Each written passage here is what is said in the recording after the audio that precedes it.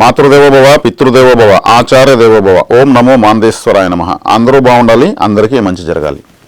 2026 సంవత్సరం ఫిబ్రవరి మాసం రాశి ఫలితాల్లో భాగంగా మనకు ఇప్పుడు కన్యారాశి యొక్క మాస ఫలితం ఎలా ఉంది, ఈ రాశి వాళ్ళకు ఎటువంటి ఫలితాలు ఉన్నాయని మనం ఇప్పుడు మాట్లాడుకోబోతున్నాం. దానికి ముందుగా మనం ప్రతి నెల ప్రతి రాశి గురించి ఆ రాశి యొక్క ప్రత్యేకత ఏదైనా మనం చెప్పుకునేది ఆనవాయితీగా ఉంది. అందులో భాగంగా కన్యారాశి అంటే, కన్య అంటే ఒక పెళ్లిడికి వచ్చినట్టు ఒక యువతి, పరిపక్వతకు అపరిపక్వతకు మధ్యలో ఉన్నటువంటి ఒక అమ్మాయి అని అర్థం. ఈ కన్యారాశిలో శుక్రుడు, స్త్రీకారకుడు శుక్రుడు నీచబడతాడు. అదేవిధంగా దేవగురువు ఈ రాశికి బాధకాధిపతి. అంటే గురువు అంటే దేవతల గురువు, శుక్రుడు అంటే రాక్షసుల గురువు. వీళ్ళిద్దరే మొట్టమొదటి శుభకారకులు. ఈ ఇద్దరు ఈ రాశిలో ఇబ్బంది పడతారు.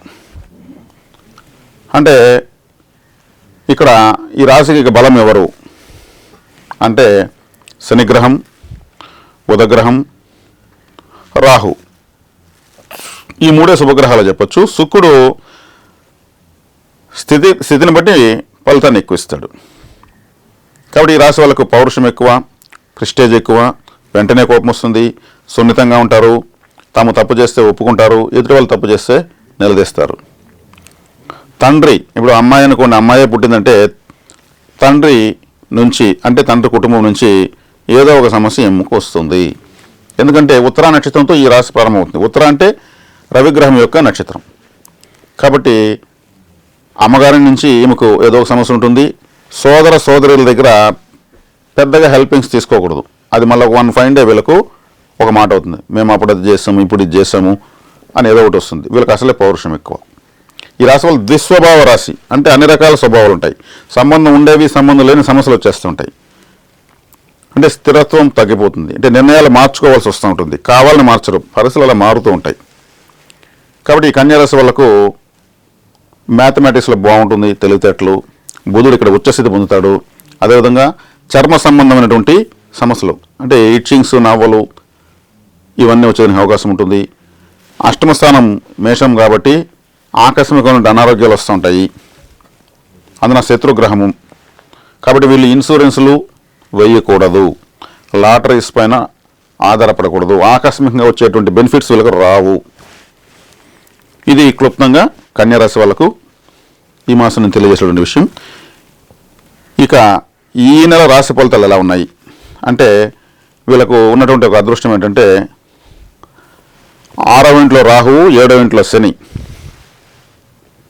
అదేవిధంగా 5వ ఇంట్లో రాశ్యాధిపతి, ద్వితీయాధిపతి, భాగ్యాధిపతి 5వ ఇంట్లో ఉన్నారు. చెప్పాలంటే లక్ష్మీ యోగం అని చెప్పచ్చు.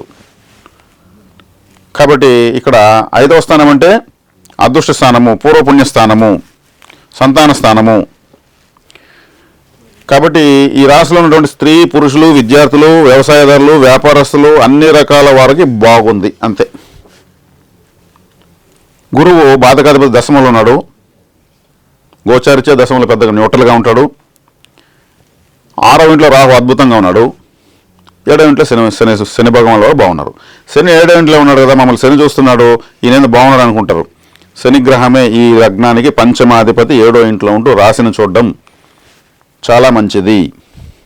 కాబట్టి ప్రస్తుతం గోచారంలో శని ఇలా చూస్తున్నాడు. కాబట్టి ఈ రాశిలో పుట్టిన వాళ్లకు, ఈ లగ్నంలో పుట్టిన వాళ్ళకు వ్యక్తిగత జాతకంలో శని మహర్దశ జరుగుతుంటే కూడా విశేష రాజయోగం ఉంటుంది. బుధ మహర్దశ జరుగుతున్న మంచి రాజయోగం ఉంటుంది. రాహు దశ జరుగుతున్న మంచి రాజయోగం ఉంటుంది. అంటే తత్సంబంధమైన గ్రహాలు గోచారంలో బాగున్నాయి, అదే టైంలో మీకు ఆ దశలు ప్రాప్తించాయి కాబట్టి చాలా చక్కగా ఉంటుంది. ఇక వ్యయ స్థానంలో కేతు ఉన్నాడు. కాస్త నిద్ర లేటుగా వస్తుంది. 12వ స్థానం అంటే మనం పడుకుని నిద్రపోయేటువంటి బెడ్రూమ్ కాబట్టి అక్కడ తల లేనటువంటి గ్రహం ఉన్నప్పుడు ఏమవుతుంది, మన తలలో నిద్ర రాదు.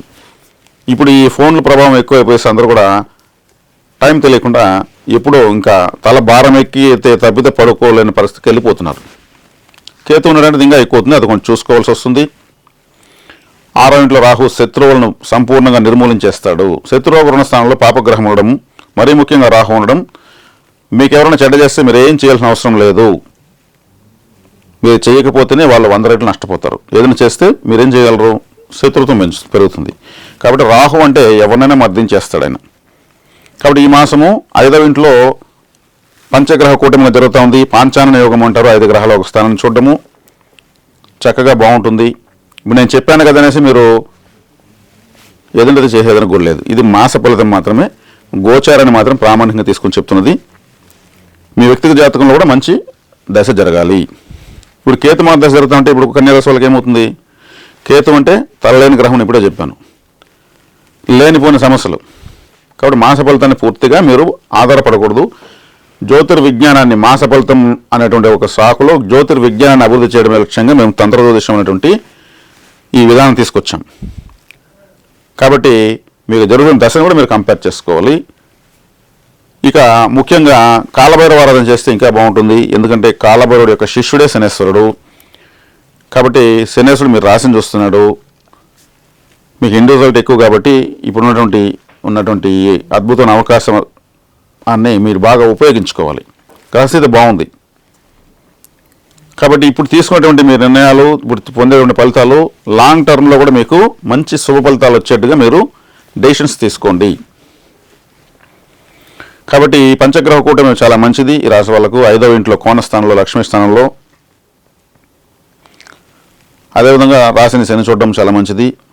Blue related, black related, light green ఇవన్నీ కూడా మీకు కలిసి వస్తాయి. అదేవిధంగా వైట్ కలర్ అంటే ఆఫ్ వైట్ కానీ, శాండిల్ వైట్ కానీ,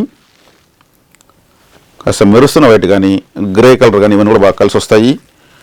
కాబట్టి మీరు ఈ మాసం కన్యారాశి వాళ్ళకు సర్వత్రా శుభదాయకంగా ఉంది. ఈ వీడియో చూసిన తర్వాత మీరు కాలభైరవ ఆరాధన చేసుకుని మరింత మంచి ఫలితాలను పొందాలని ఆశిస్తున్నాము. శుభం.